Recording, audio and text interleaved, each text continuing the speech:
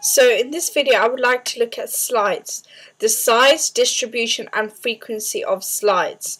Now there are three types: avalanches, landslides and mudslides. Now these are geophysical and geomorphic hazards. To find out more on hazards, please visit my blog, but I want to just have a look at these three particular hazards in more detail. So avalanches, what are they? They are like slides of large masses of snow and ice. That's basically what they are. Now, as well as being geophysical, these can actually be hydrometeorological.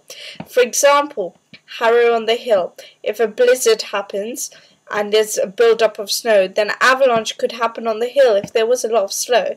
But that won't be a geophysical. That would be a hydrometeorological hazard because it is caused by a weather system, which was the blizzard weather system.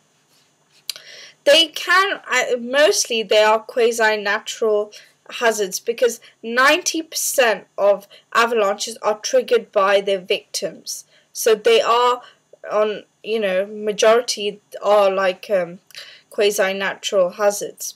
They can be found anywhere in the world, absolutely anywhere, but only where there is snow and ice and on steep hills. So obviously it can't happen in the Sahara, but it's not like, oh, it can only happen in the ITCZ, like cyclones. These can happen anywhere where there's some sort of steep land and there's snow or ice, a build-up of it either through blizzards or that's the natural landform. They are most common mountainous regions and slopes which are steeper than 35 degrees, so quite steep slopes. And I want to look at now a case study of an avalanche. Now, in early March 2010, in the Glencoe mountain range in Scotland, there was an avalanche was triggered by 3 climbers.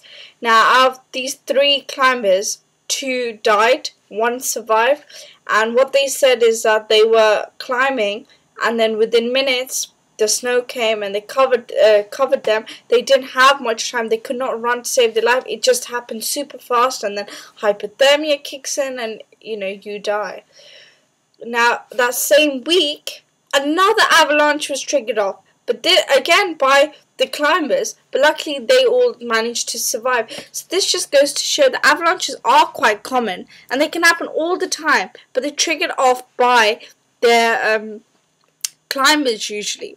Now landslide is same, it's a slide, but it's not like a downpour of snow and ice. It's a downpour of earth and rock downslope.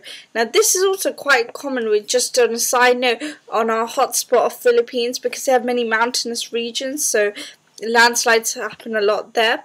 It's a geomorphic hazard. This time it's not hydrometeorological, but it can be caused by abnormally heavy rain or tectonic activity. So it can actually be even classified as a tectonic or hydrometeorological hazard. For example, in the Philippines, I think it was in 2006, an earthquake took place, and one of the outcomes was that there was a landslide, and a big one, and so that could be a tectonic hazard in terms of if you're looking at the causes.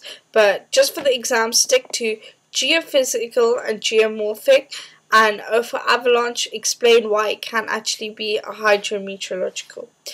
Now it happens in mountainous regions, as I mentioned, particularly where deforestation has happened, and this is because abnormally heavy rain can trigger off, because it makes the kind of surface slippery and everything, and it triggers off all this earth and rock going downpour. And it's the same way if you have an earthquake, the land shakes, so then everything can just come down.